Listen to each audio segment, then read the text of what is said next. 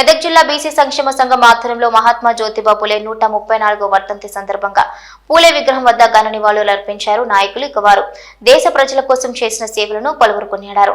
భారతదేశంలో సంఘ సంస్కరణలకు ఆద్యుడు, బడుగు బలహీన వర్గాల శూద్రులకు విద్య ద్వారానే బ్రతుకులు మారతాయని, స్త్రీ విద్య ద్వారానే దేశం సమాజం బాగుపడుతుందని నమ్మి ఆచరించిన ఆదర్శప్రాయుడు తన భార్య సావిత్రిబాయి పూలేకు విద్య నేర్పించి భారతదేశంలో మొట్టమొదటి మహిళా అధ్యాపకురాలిని తయారు చేసి విద్యాలయాలను స్థాపించి శూద్రులకు, బడుగు బలహీన వర్గాలకు విద్య నేర్పిన మహాత్ముడు.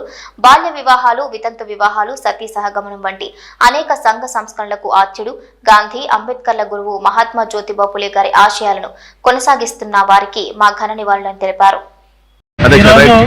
మహాత్మా జ్యోతిబా పూలే 134వ వర్ధంతి సందర్భంగా మెదక్ జిల్లా బీసీ సంక్షేమ సంఘం తరఫున ఆయనకి వివిధ పార్టీల నాయకులతో కలిసి ఘనంగా నివాళులు అర్పించడం జరిగింది.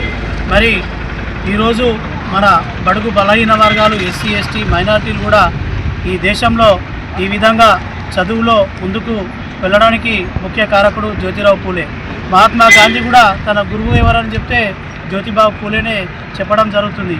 ఎందుకంటే బ్రిటిష్ కాలంలో అందరినీ అణచివేయబడ్డ కాలంలో కూడా, అంతకుముందు బ్రాహ్మణాధిపత్యంలో కూడా ఎన్నో అవమానాలను, ఎన్నో బాధలను ఎదుర్కొని తను ఆదర్శంగా ఉండి తన భార్య కూడా